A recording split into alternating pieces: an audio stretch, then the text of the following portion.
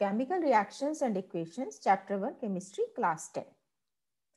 Chemical reactions and equations, ये जानने के लिए हमें ये जानना जरूरी है कि केमिकल रिएक्शंस आखिर होते क्या हैं, किस तरीके से होते हैं ये केमिकल रिएक्शंस। देखो, इन सबको जानने से पहले थोड़ा सा हम लोग 9th का रिवाइज कर लेते हैं। 9th में हम लोगों ने मैटर के बारे में पढ़ा था, that what the matter is. Actually, matter is that substance which occupies space and has mass. जो जगह घेरता है और जिसमें मास प्रेजेंट होता है, that is known as matter.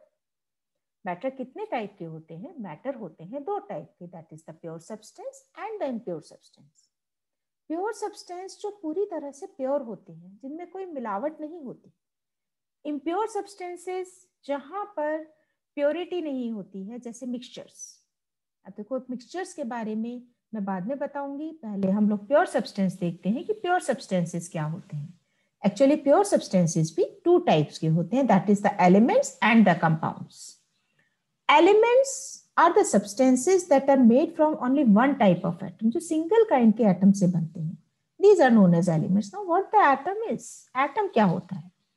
Actual में atoms they are the basic building blocks. Basic building blocks होते हैं बिल्कुल वैसे ही जैसे कि एक बिल्डिंग होती है। बिल्डिंग के लिए सबसे इंपॉर्टेंट क्या होता है? बिल्डिंग का सबसे इंपॉर्टेंट पार्ट होता है ब्रिक। विदाउट ब्रिक बिल्डिंग नहीं बन सकती। बिल्कुल वैसे ही बिना एटम के कोई भी सब्सटेंस नहीं हो सकता, एग्जिस्ट ही नहीं कर सकता। ठीक है, तो अगर सिंगल काइंड के एटम, एक ही तरीके के एटम प्रेजेंट होते हैं, then it is known as elements. Elements they are pure substances. लेकिन दो या दो से ज्यादा एलिमेंट जब कंबाइन करते हैं तो बनते हैं कंपाउंड्स। ठीक है, कंपाउंड्स को केमिकल बॉन्ड के थ्रू कंबाइन किया जाता है by chemical reaction. They can be broken down into simple type of elements by chemical means only. They can not be broken down by the physical means. They are the pure substances. ठीक है, compound पे जो product बनता है, जो नया substance बनता है, या ये भी कह सकते हैं जो कंपाउंड होता है, इसकी जो प्रॉपर्टीज होती हैं, they are totally different from the properties of the elements by which they are made of. जिनसे वो, जिन एलिमेंट से कंपाउंड बनता है, उन एलिमेंट से टोटली डिफरेंट प्रॉपर्टी होती है कंपाउंड की। Now what are mixtures? Mixture भी जब दो या दो से ज्यादा एलिमेंट्स या कंपाउंड्स कंबाइन करते हैं physically, then they are mixtures and they can be separated by physical means, जिन्हें हम फिजिकल मीन से सेपरेट कर सकते हैं। तो बेसिक डिफरेंस क्या हो गया मिक्सचर एंड कंपाउंड्स का? Compounds they are combined chemically, while the mixtures they are combined physically, they can be separated by the physical means. Now अब आ जाता है हमारा main topic, that is the chemical reactions. देखो, chemical reaction क्या होता है? एक्चुअल में जो ट्रांसफॉर्मेशन होता है केमिकल सब्सटेंसेस का into another chemical substance, this is known as chemical reaction.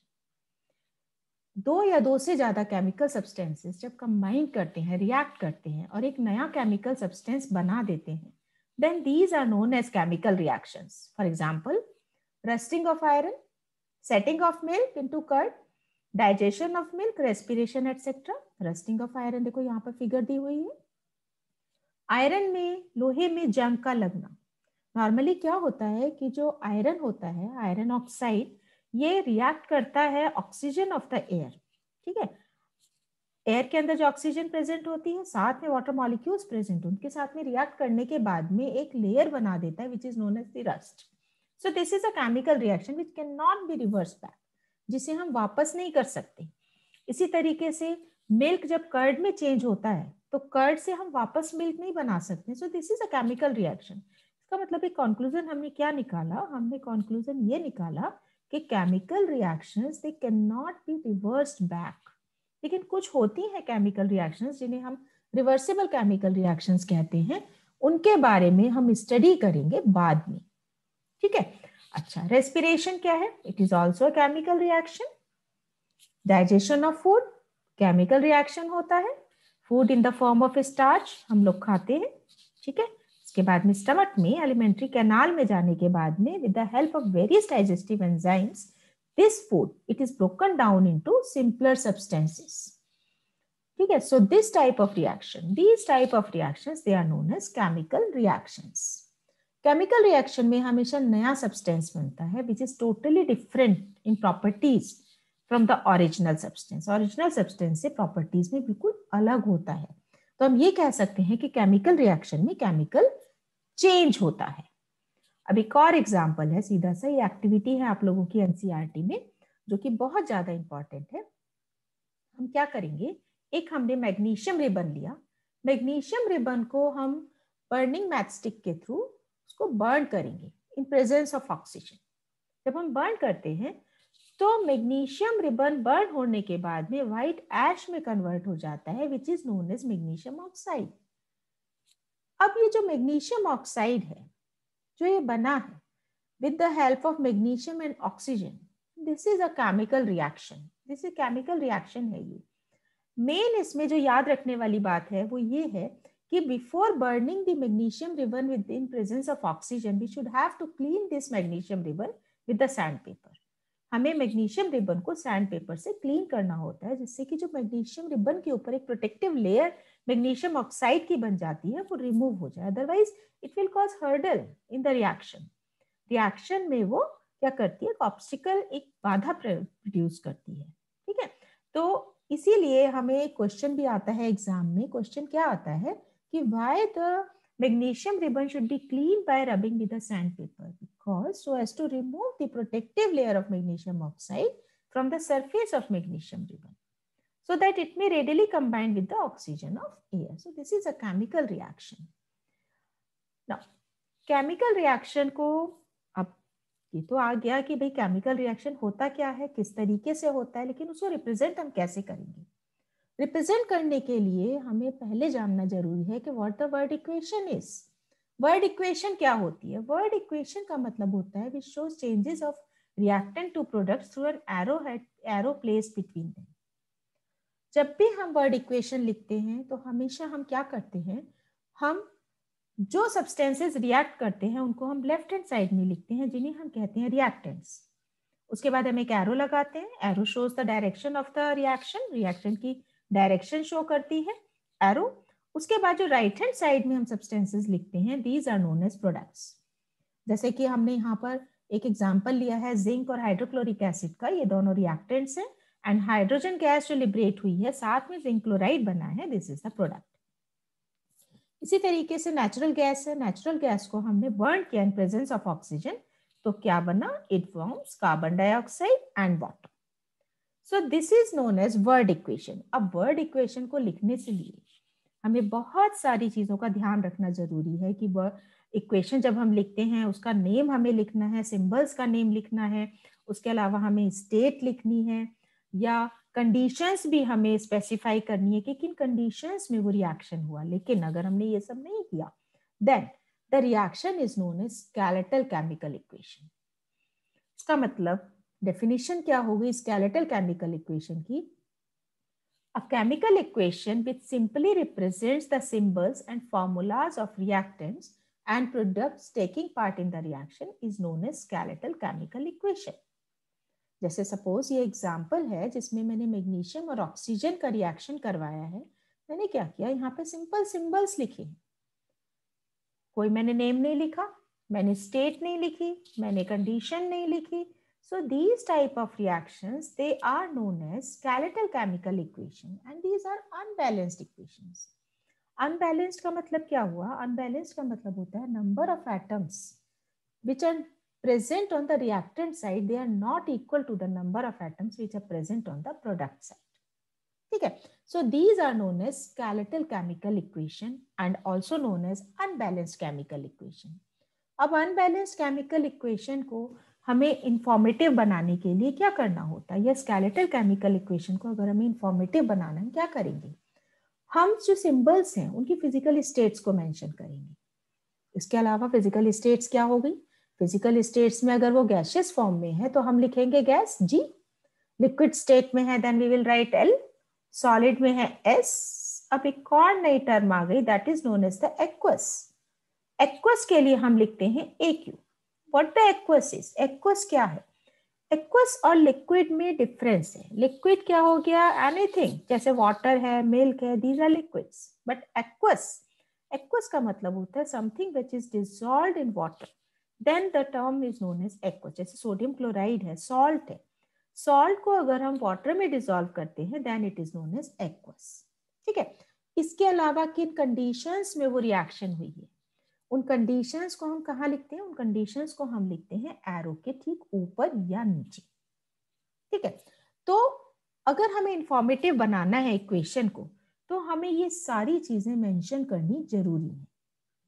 Physical states, name of the symbols, name of the compound और the reactant, name of the product, इसके अलावा conditions in which the reaction is taking place. अब देखो, unbalanced chemical equation के बारे में मैंने बताया था कि अनबैलेंस्ड केमिकल इक्वेशन जब number of atoms on the reactant side they are not equal to the number of atoms on the product side, then it is known as unbalanced chemical equation. जैसे यहां पर iron के अंदर number of atom है 1, यहां पर product में अगर हम देखते हैं तो number of atoms they are 3। Hydrogen में नंबर ऑफ एटम्स 2 है और प्रोडक्ट में नंबर ऑफ एटम्स हाइड्रोजन के 2 हैं। हाइड्रोजन बैलेंस्ड है but iron it is not balanced. इसी तरीके से ऑक्सीजन है, ऑक्सीजन में नंबर ऑफ एटम 1 है और ऑक्सीजन में number of atoms on the product side it is 4। So this is an unbalanced chemical equation. Balanced chemical equation क्या हो गई, बैलेंस्ड केमिकल इक्वेशन में number of atoms on the reactant side they are equal to the number of atoms on the product side, मतलब which follows the law of conservation of mass। जो law of conservation of mass को follow करती है, law of conservation of mass क्या बताता है, that the matter it cannot be created nor be destroyed, it can only be transformed from one form to another form। मतलब कि atoms ना तो बनेंगे ना वो डिस्ट्रॉय होंगे, वो एक फॉर्म से दूसरी फॉर्म में ही ट्रांसफर होंगे। अब यहाँ पर देखो जिंक क्या है, जिंक में नंबर ऑफ एटम्स 1 हो गए, हाइड्रोजन नंबर ऑफ एटम्स 2। यहाँ पर भी प्रोडक्ट में अगर हम देखते हैं जिंक में नंबर ऑफ एटम 1 है और हाइड्रोजन में नंबर 2 है। सल्फर में 1 एटम है, यहाँ भी सल्फर में 1 एटम है, ऑक्सीजन में 4 है, ऑक्सीजन में 4 है। It means it is a balanced chemical equation. लेकिन अगर मान लो हमारे पास में अनबैलेंस्ड केमिकल इक्वेशन आ जाती है तो हम बैलेंस कैसे करेंगे, उसका भी एक तरीका है। हम क्या करेंगे, हमने एक छोटा सा एग्जांपल मैंने लिया है, यहाँ पर हाइड्रोजन और ऑक्सीजन को जब हम रिएक्ट करवाते हैं तो बनता है वाटर।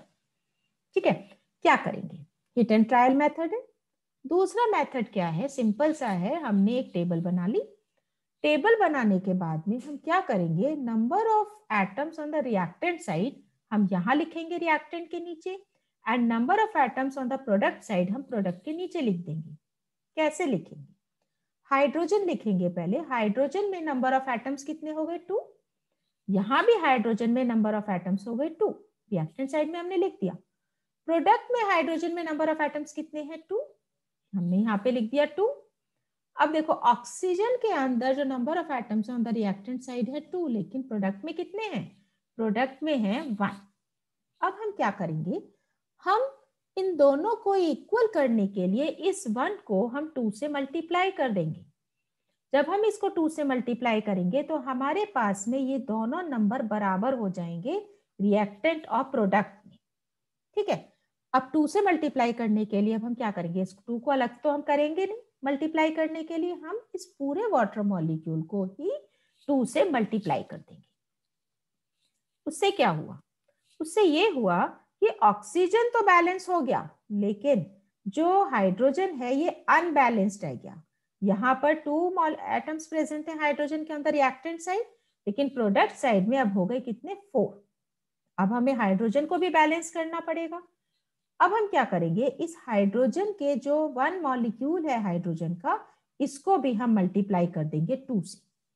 तो जो हमारे पास में रिएक्शन निकल के आएगी वो हमारे पास में क्या निकल के आएगी, 2 molecules of hydrogen when combines with 1 molecule of oxygen, it will produce 2 molecules of water. Now it is a balanced chemical equation. अब देखो, केमिकल इक्वेशन हमने देख ली, हमने ये देखा केमिकल इक्वेशन को कैसे इंफॉर्मेटिव बनाना है, किस तरीके से हमें अनबैलेंस को बैलेंस करना है, लेकिन केमिकल रिएक्शन पहचानेंगे कैसे कि केमिकल रिएक्शन हुई है या नहीं हुई है। अब उसको पहचानने के लिए कुछ कैरेक्टरिस्टिक्स हैं जिनको हमें स्टडी करना है, जिनके बारे में हमें जानना है। जैसे change of state of a substance, अगर सब्सटेंस की सपोज रिएक्टेंट है, रिएक्टेंट की अगर स्टेट चेंज हो जाती है, जैसे सॉलिड से लिक्विड, लिक्विड से गैस बन जाता है, केमिकल रिएक्शन हुई है। इसी तरीके से change of colour of substance, colour change होता है, या हीट इवॉल्व होती है, हीट एब्जॉर्ब होती है, गैस निकलती है, इवोल्यूशन ऑफ गैस है, इवोल्यूशन ऑफ लाइट है, या प्रेसिपिटेट बनता है। ये सारी की सारी कैरेक्टरिस्टिक्स हैं केमिकल रिएक्शन की, जिनको हम वन बाय वन अब स्टडी करते जाएंगे। देखो, फर्स्ट ले लेते हैं हम इवोल्यूशन ऑफ अ गैस। इसकी एक सिंपल सी एक्टिविटी आप लोगों के सिलेबस के अंदर है। एक्टिविटी क्या है, हमने एक टेस्ट ट्यूब ली, टेस्ट ट्यूब के अंदर हम कुछ जिंक ग्रैन्यूल्स लेंगे। जिंक ग्रैन्यूल्स में के ऊपर हम डिलीवरी ट्यूब के थ्रू, सॉरी टेस्ट ट्यूब के साइड के थ्रू हम क्या करेंगे, इसमें हम कुछ एसिड मिक्स करेंगे। सपोज हमने मिक्स कर दिया sulphuric acid. Sulphuric acid mix करते ही जिंक ग्रैन्यूल्स के साथ में जब एसिड रिएक्ट करेगा तो कुछ बबल्स क्रिएट होंगे, कुछ बबल्स बनेंगे। उन बबल्स को हम डिलीवरी ट्यूब के थ्रू सोप सॉल्यूशन में पास करेंगे। सोप सॉल्यूशन में जब ये बबल्स पास होंगे और उन बबल्स पर हम बर्निंग मैच स्टिक या कैंडल लेकर आएंगे, तब क्या होगा कि कैंडल के पास ये बबल्स पॉप साउंड के साथ में बर्न करेंगे। It means there is a liberation of gas. Gas liberate हुई है। जो गैस लिबरेट हुई है पॉप साउंड के साथ बर्न कर रही है, इसका मतलब क्या है, it is a hydrogen gas या हाइड्रोजन गैस है, क्योंकि हाइड्रोजन गैस की कैरेक्टरिस्टिक प्रॉपर्टी होती है कि वो पॉप साउंड के साथ में बर्न करती है।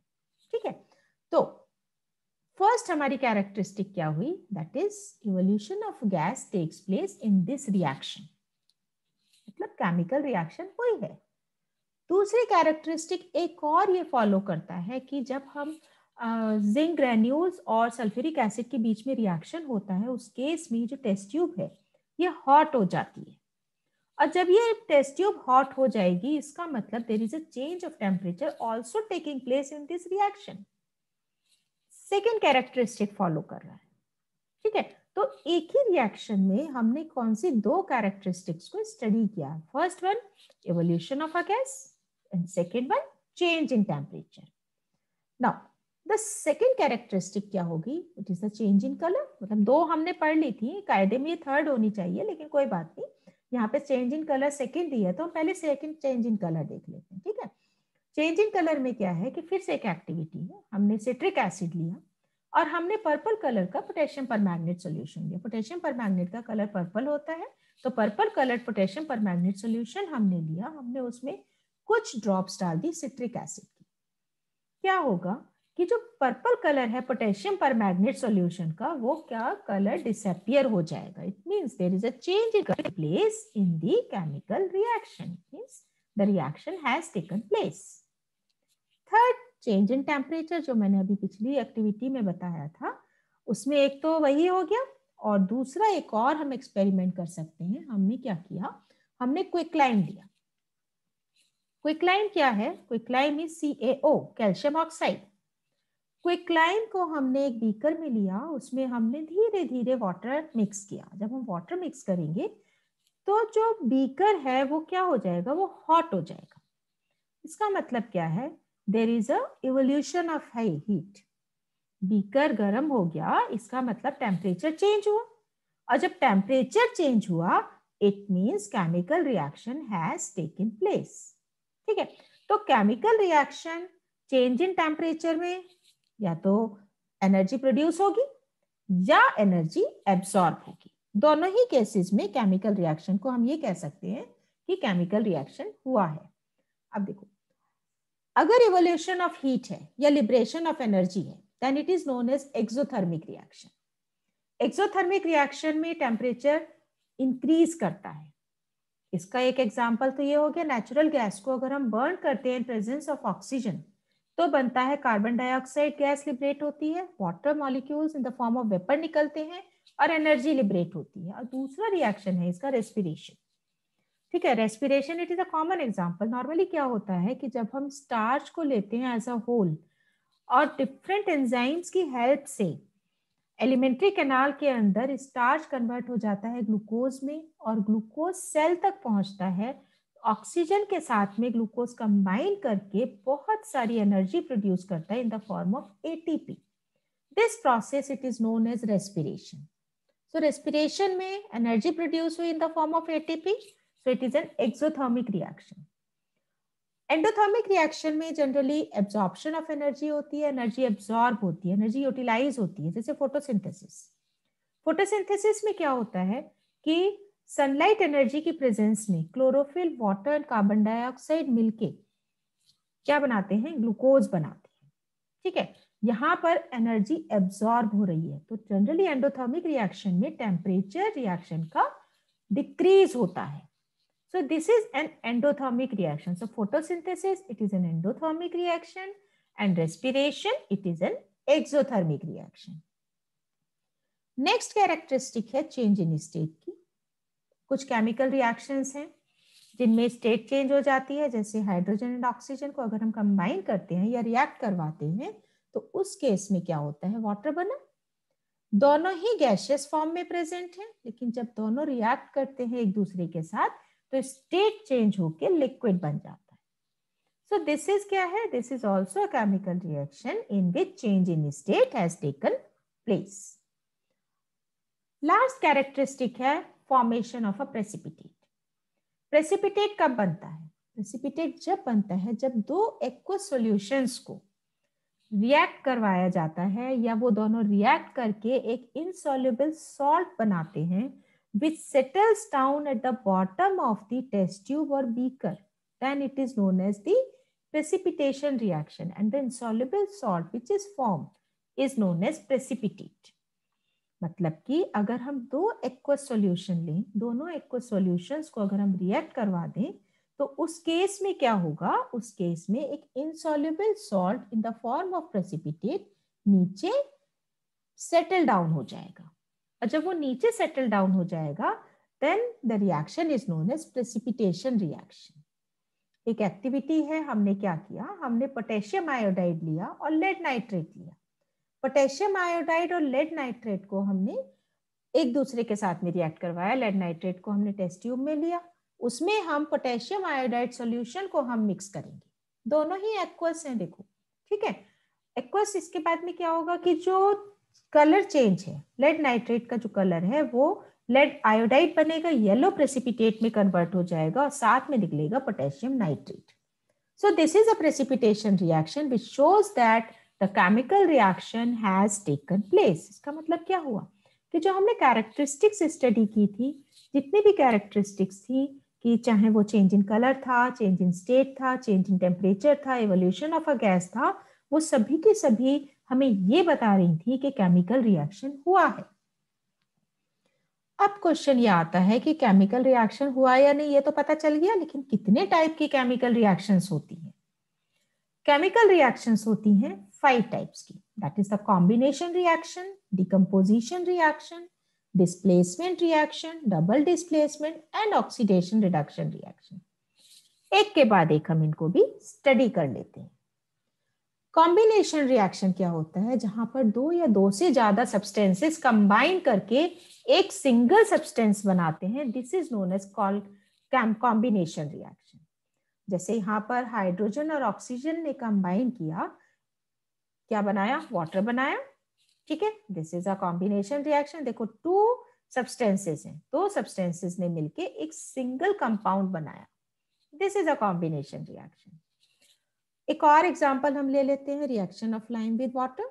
हमने क्या लिया, कैल्शियम ऑक्साइड लिया, lime, it when reacts with water it forms calcium hydroxide.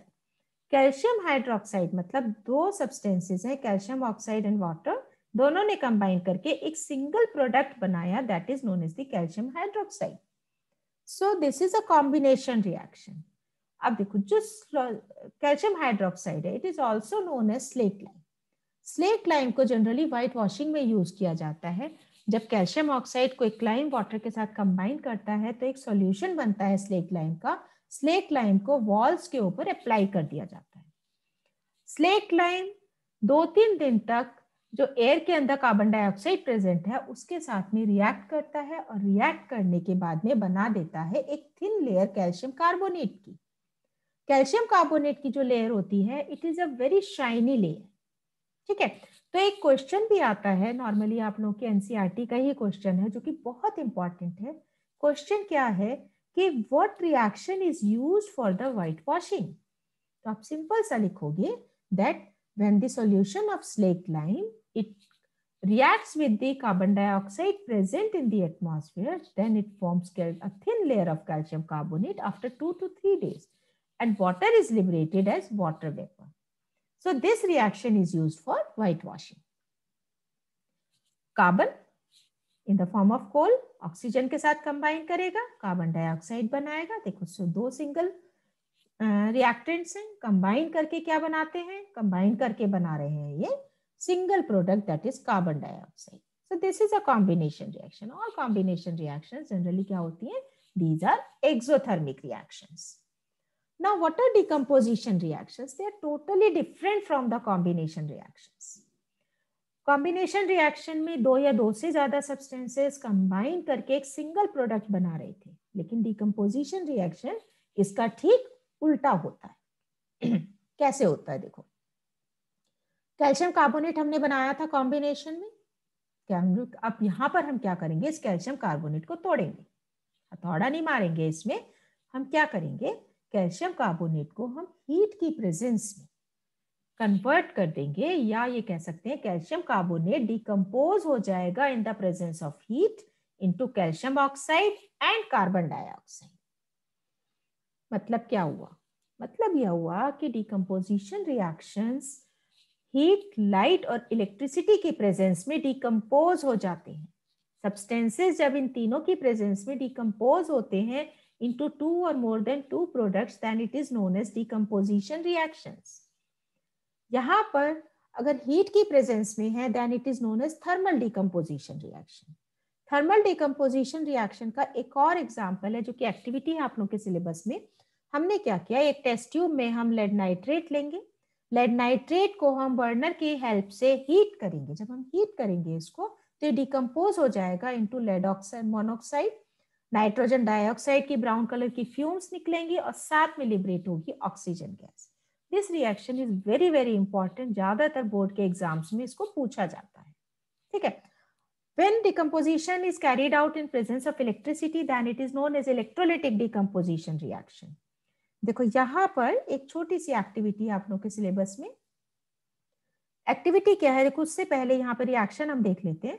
Water में जब इलेक्ट्रिसिटी पास की जाती है तो 2 गैसेस लिबरेट होती हैं, that is the hydrogen gas and the oxygen gas. इसी की से रिलेटेड एक्टिविटी है। यहाँ पर हम क्या करेंगे, एक बीकर लेंगे, बीकर में हम 2 इलेक्ट्रोड्स बनाएंगे, एक कैथोड और एक एनोड। उनके ऊपर हम एक इन्वर्टेड ग्लास ट्यूब रखेंगे। ठीक है, इन्वर्टेड ग्लास ट्यूब में गैसेस को हम कलेक्ट करेंगे।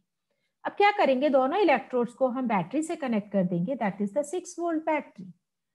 अब जब इलेक्ट्रिसिटी, वाटर जो प्रेजेंट है इसमें थोड़ा सा एसिड डाल देंगे, एसिडिफाइड वाटर बन गया, to make the electricity to be conducted easily. ठीक है, अब हम क्या करेंगे, जब इलेक्ट्रिसिटी पास करेंगे तो जो गैस कैथोड पे कलेक्ट होगी, ठीक है, और कुछ गैस कलेक्ट हो जाएगी एनोड पर। जब हम बर्निंग मैचस्टिक लेकर आएंगे कैथोड के पास तो गैस बहुत तेजी के साथ बर्न करेगी, it means it is the oxygen gas. Cathode पर ऑक्सीजन गैस कलेक्ट होगी और एनोड पर होगी कलेक्ट कौन सी गैस, एनोड पर कलेक्ट होगी हाइड्रोजन गैस। ठीक है, तो हाइड्रोजन गैस जो एनोड पर कलेक्ट हुई है वो बर्निंग मैचस्टिक से बर्न नहीं होगी, it means the gas collected is hydrogen gas. जो मेथड होता है जिससे हम इन गैसेस को कलेक्ट करते हैं it is known as downward displacement method, right. अच्छा, इन्फरेंस हमने क्या निकला, हमने कंक्लूजन क्या निकाला कि इलेक्ट्रिसिटी वाटर को डिकम्पोज कर देती है इनटू इट्स कंपोनेंट्स।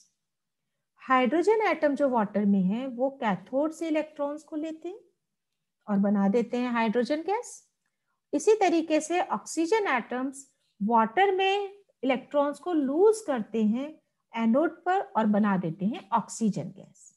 तो हम इस इक्वेशन को कैसे लिख सकते हैं? हम इक्वेशन को लिख सकते हैं 2 molecules of water, they are decomposes into 2 molecules of hydrogen and 1 molecule of oxygen। मतलब एक वाटर का मॉलिक्यूल हाइड्रोजन और ऑक्सीजन में डिकम्पोज हो गया, single reactant it decomposes into 2 products। So this is a decomposition reaction which is known as electrolytic decomposition।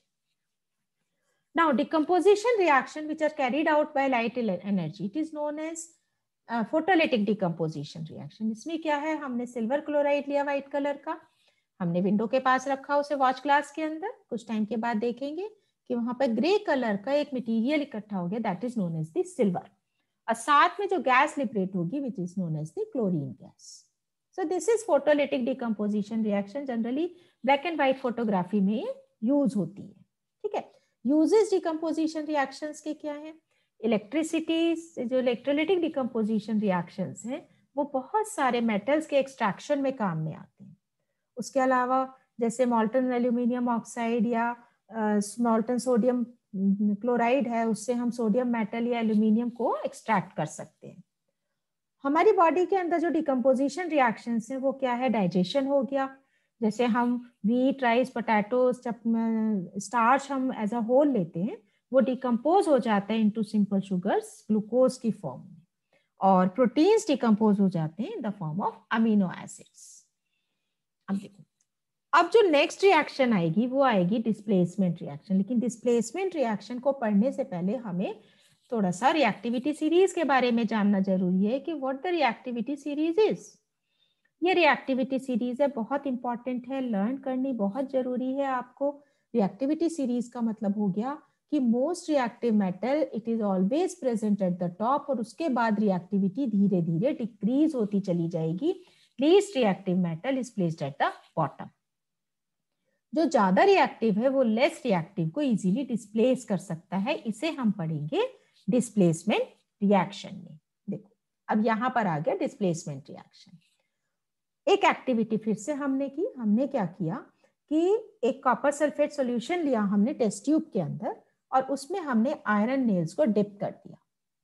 कुछ time के बाद हम देखेंगे जो कॉपर सल्फेट सॉल्यूशन जिसका कलर ब्लू था वो टर्न हो गया ग्रीन कलर में, और ग्रीन कलर का बन गया iron sulphate solution, that is the aqueous. अब देखो दोनों जगह एक्वस है, मतलब कि कॉपर सल्फेट सॉल्यूशन भी एक्वस है, फेरस सल्फेट भी एक्वस है।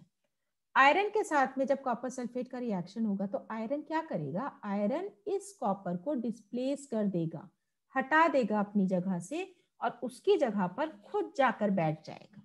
This is known as displacement reaction. More reactive displaces the less reactive element और द मेटल। देखो यहां पर अगर हम रिएक्टिविटी सीरीज देखते हैं तो आयरन ने किसको डिस्प्लेस किया? आयरन ने डिस्प्लेस किया कॉपर को। मैंने कहा था रिएक्टिविटी सीरीज में हमेशा रिएक्टिविटी डिक्रीज होती है डाउन द बॉटम, तो iron is more reactive than copper, तो आयरन ने इस कॉपर को डिस्प्लेस करके खुद इसकी जगह पर जाकर बैठ गया। यहाँ पर देखिए आयरन ने किसको डिस्प्लेस किया? कॉपर को डिस्प्लेस किया, आयरन सल्फेट बना, साथ में कॉपर बना। Iron displaces copper from copper sulfate solution. The deep blue color of copper sulfate solution fades due to the formation of green solution of iron sulfate. A red-brown coating of copper metal is formed on the surface of iron metal. अब क्या होगा कि red-brown coating किसके ऊपर बन जाएगी? Copper metal की इस आयरन के ऊपर बन जाएगी, और जो आयरन था वो कहाँ पहुंच गया? वो पहुंच गया इस सॉल्यूशन के अंदर, और ब्लू कलर कन्वर्ट हो गया ग्रीन कलर में। So this is a displacement reaction. अब आ जाता है double displacement reaction. Double displacement reaction क्या है? जब दो कंपाउंड्स रिएक्ट करते हैं by mutual exchange of ions to form two new compounds, they are known as double displacement reaction. जैसे अगर हम यहाँ पर ले लेते हैं, ये ABCD हमने लिया, B और C रिएक्ट करेगा, A और D रिएक्ट करेगा। अगर मैं निमॉन्स की बात करूं या तरीका बताऊं कि डबल डिस्प्लेसमेंट को कैसे याद करना है, तो बाहर वाला बाहर वाले के साथ में रिएक्ट करता है, अंदर वाला अंदर वाले के साथ। मतलब कि दिस इज द कैटायन, ये मेटल है, मेटल रिएक्ट करेगा नॉन मेटल के साथ में, या कैटायन रिएक्ट करेगा एनायन के साथ में, and this anion it reacts with this cation. इसका एक एग्जांपल ले लेते हैं। बेरियम क्लोराइड सॉल्यूशन को हम सोडियम सल्फेट सॉल्यूशन में ऐड करते हैं तो क्या बनता है, व्हाइट प्रेसिपिटेट बनता है बेरियम सल्फेट का। ये टेस्ट ट्यूब होगी, टेस्ट ट्यूब में हमने बेरियम क्लोराइड सॉल्यूशन लिया, इसमें क्या डाला हमने डाला सोडियम सल्फेट सॉल्यूशन। तो एक नीचे प्रेसिपिटेट सेटल डाउन हो जाएगा बेरियम सल्फेट का, which is white in colour. So this is also a precipitation reaction and it is double displacement, mutual exchange of ions. Mutual exchange कैसे हुआ, barium react कर गया सल्फेट के साथ में, ये देखो यहाँ पर मैंने बताया था A रिएक्ट करेगा D के साथ में, मतलब this is a cation, it reacts with sulphate anions. तो क्या बन गया, बेरियम सल्फेट बन गया यहाँ पर, और यहाँ पर क्लोरीन रिएक्ट करेगा सोडियम के साथ में तो बन जाएगा सोडियम क्लोराइड, ये बन गया sodium chloride. Displacement double displacement reactions, they are also known as precipitation reactions. All the precipitation reactions, they are double displacement, but all the double displacement, they are not the precipitation reactions. ये बात याद रखने वाली है। तो in this reaction, two compounds, barium chloride and sodium sulfate, react to form two new compounds. दो नए compound बने, barium sulfate and sodium chloride. ठीक है, अब यहाँ पर मैंने लिख भी दिया है, all the precipitation reactions are double displacement. But all the double displacement reactions are not the precipitation reactions. एक और एग्जाम्पल है silver nitrate plus sodium chloride का, क्या बनेगा, सिल्वर क्लोराइड बनेगा और सोडियम नाइट्रेट बनेगा, यहाँ पर भी प्रेसिपिटेट बना है। So this is the double displacement. देखो डिस्प्लेसमेंट और डबल डिस्प्लेसमेंट के बीच में डिफरेंस क्या है, इन displacement reactions more reactive displaces the less reactive, ज्यादा रिएक्टिव ने कम रिएक्टिव को डिस्प्लेस कर दिया, अपनी जगह से हटा के खुद जाके बैठ गया। लेकिन डबल डिस्प्लेसमेंट में क्या होता है, डबल डिस्प्लेसमेंट रिएक्शन में म्यूचुअल एक्सचेंज होता है आयंस का, एनायन और कैटायन आपस में एक दूसरे के साथ में एक्सचेंज कर लेते हैं जब दो कंपाउंड्स एक दूसरे के साथ में रिएक्ट करते हैं तब, this is known as double displacement. Next is oxidation and reduction reaction, it is also known as oxidation reduction, redox reaction. Oxidation में ऑक्सीजन ऐड होती है या हाइड्रोजन रिमूव होती है, रिडक्शन में हाइड्रोजन ऐड होती है या ऑक्सीजन रिमूव होती है। एक और एक्टिविटी है एनसीईआरटी में, क्या करेंगे, कॉपर ऑक्साइड लिया हमने वॉच ग्लास के अंदर, ठीक है, उसको हमने हीट किया, हीट जब हम करते हैं तो कॉपर ऑक्साइड में से ऑक्सीजन निकल जाती है, रिमूवल ऑफ ऑक्सीजन हुआ है यहाँ पर, और क्या बन जाता है, यहाँ बन जाता है कॉपर। हाइड्रोजन के अंदर ऑक्सीजन ऐड हो गई तो क्या बना, वाटर बना। अब देखो मैंने कहा यहाँ पर removal of addition of oxygen to a substance is called oxidation and removal of oxygen is called as reduction. तो यहाँ पे रिडक्शन किसका हुआ है, रिमूवल ऑफ ऑक्सीजन हुआ है कॉपर ऑक्साइड में से, तो रिडक्शन किसका हुआ, कॉपर ऑक्साइड का। ऑक्सीडेशन किसका हुआ, हाइड्रोजन का, क्योंकि हाइड्रोजन में ऑक्सीजन ऐड हुई है। तो अगर हम यहाँ पर पूछते हैं कि ऑक्सीडेशन किसका हुआ, ऑक्सीडेशन हुआ हाइड्रोजन का, रिडक्शन हुआ कॉपर ऑक्साइड का। हमेशा ऑक्सीडेशन या रिडक्शन होता है on the reactant side, not on the product side. Reducing agent क्या है, रिड्यूसिंग एजेंट हो गया हाइड्रोजन, जिसका ऑक्सीडेशन होता है वो होता है रिड्यूसिंग एजेंट, और जिसका रिडक्शन होता है वो होता है ऑक्सीडाइजिंग एजेंट। ठीक है, तो इसमें हम क्या लिखेंगे, हम ये लिखेंगे copper oxide is changing into copper, so copper oxide is being reduced to copper and hydrogen is being oxidized to water. So copper oxide, it is an oxidizing agent, जिसका reduction हुआ वो हुआ oxidizing agent, जिसका oxidation हुआ वो हो गया reducing agent। ये एक डिफरेंस फॉर्म में आ गया, इसको आप लोग देख लेना एक बार, ये जो मैंने अभी बताया था ऑक्सीडेशन रिडक्शन का, उसी की ये छोटी सी समरी है। नाउ ऑक्सीडेशन का इफेक्ट हमारे डे टू डे लाइफ में क्या है, कोरोजन ऑफ मेटल्स, कोरोजन में क्या होता है, जिसमें metals are eaten up gradually by the action of air, moisture और अ केमिकल। ठीक है, जनरली क्या होता है कि जैसे कॉपर है, कॉपर का कलर ग्रीन हो जाता है, ठीक है, हम लोग कॉपर के वेसल्स यूज करते हैं और हम देखें थे कई बार उसके ऊपर एक ग्रीन कलर की कोटिंग बन जाती है, या आयरन के ऊपर रस्ट आ जाती है इसी तरह से, और एल्यूमिनियम का जो कलर है वो थोड़ा फेड हो जाता है, एल्यूमिनियम ऑक्साइड की लेयर बन जाती है, ये सब होते हैं कोरोजन। ठीक, सिंपल सा एग्जांपल यहाँ पर रस्टिंग का, कोरोजन का दिया हुआ है कि आयरन ऑक्सीजन की प्रेजेंस में वाटर मॉलिक्यूल्स के साथ में, या वाटर मॉइस्ट ऑक्सीजन हम कह सकते हैं इसमें, जहाँ पे ह्यूमिड ऑक्सीजन और ह्यूमिड एयर प्रेजेंट होती है, तो बना देती है hydrated iron oxide. So this is known as rust. Rust का फॉर्मूला आता है आपके एमसीक्यूज में, उसको आपको पढ़ना बहुत जरूरी है। ठीक है। कोरोजन क्या करता है, आयरन या स्टील ऑब्जेक्ट्स को वीक कर देता है, आयरन को कर देगा, एल्यूमिनियम होगा तो एल्यूमिनियम को भी कर देगा। इसके अलावा railing, car bodies, bridges, ships वगैरह, जहां पर भी कोरोजन होता है वहां पर वो मेटल वीक हो जाता है और बहुत जल्दी वो टूटने लगता है। दूसरा क्या है, रेंसिडिटी है। रेंसिडिटी का मतलब होता है कि स्टेल होना, फूड मटेरियल का ऑक्सीडाइज होना in the presence of oxygen. Generally क्या होता है, जो ऑयली सब्सटेंसेस होते हैं हमारे घर में प्रेजेंट होते हैं, अगर हम उनको ऐसे छोड़ देते हैं, टाइट कंटेनर में नहीं रखते, कुछ टाइम के बाद उनमें एक अनप्लेजेंट सी स्टेल सी स्मेल आने लगती है और उसका टेस्ट खराब हो जाता है। So this is known as rancidity. Rancidity spoil कर देती है फूड मटेरियल को अगर हम उसको बहुत टाइम तक ऐसे ही छोड़ देते हैं। तो रेंसिडिटी को प्रिवेंट कैसे कर सकते हैं, या तो हम एंटीऑक्सीडेंट्स मिला दें फूड के अंदर जिसमें फैट या ऑयल प्रेजेंट है। एंटीऑक्सीडेंट्स वो केमिकल होते हैं जो ऑक्सीडेशन को प्रिवेंट करते हैं। कुछ एंटीऑक्सीडेंट्स कौन कौन से हैं, जिनमें से दो बहुत कॉमन है, that is the butylated hydroxy anisole, जिसे हम BHA कहते हैं या BHT कहते हैं, ब्यूटाइलेट हाइड्रोक्सी टोलीन। रेंसिडिटी को प्रिवेंट कैसे किया जा सकता है, रेंसिडिटी को या तो हम उनको जो फूड है हमारा उसको हम एयर टाइट कंटेनर में रखें, या फिर हम फूड को हम नाइट्रोजन गैस फिल्ड पाउचेस में रखें। ठीक है।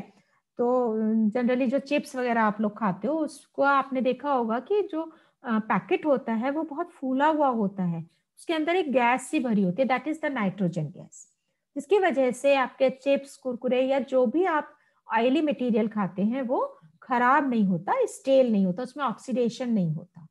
इसके अलावा रेंसिडिटी को प्रिवेंट करने का तरीका है कि हम फूड को रेफ्रिजरेटर में रख दें, एयरटाइट कंटेनर मैंने आपको बताया, लाइट से हम दूर रखें। सो हम इस तरीके से अपने फूड मटेरियल को प्रोटेक्ट कर सकते हैं। रिकॉल कर लेते हैं फटाफट, केमिकल रिएक्शंस एंड इक्वेशंस में हमने क्या पढ़ा था। केमिकल रिएक्शंस एंड इक्वेशंस में हमने सबसे पहले स्टडी किया कि केमिकल रिएक्शंस क्या होती है, उनको हम कैसे पहचान सकते हैं, क्या कैरेक्टरिस्टिक्स हैं। evolution of gas, change in temperature, change in color, change in state and formation of precipitate. कितने टाइप की होती हैं chemical reactions, that is the combination reaction, decomposition reaction, displacement, double displacement and oxidation reduction reaction. Chemical reaction हमारी life को कैसे effect करती हैं, metals को कोरोड कर देती हैं, उनमें जंग लग जाता है या मेटल वीक हो जाता है। इसके अलावा हमारे जो फूड आइटम्स हैं उनमें केमिकल रिएक्शंस का क्या इफेक्ट होता है कि अगर हम उन्हें ओपन में रख देते हैं तो उनमें ऑक्सीडेशन स्टार्ट हो जाता है और वो स्टेल हो जाते हैं। तो इस चैप्टर में मैंने आप लोगों को पूरा चैप्टर मैंने एक सिंगल गो में कंप्लीट किया है। अगर आपको अच्छा लगे तो please like, share and subscribe जरूर करना, अपने साथ के बच्चों के साथ में शेयर करना। कंप्लीट नोट्स हैं ये, कहीं कोई प्रॉब्लम आती है मैं अपना कॉन्टैक्ट नंबर दूंगी, आप उसमें मुझको कॉन्टैक्ट कर सकते हैं।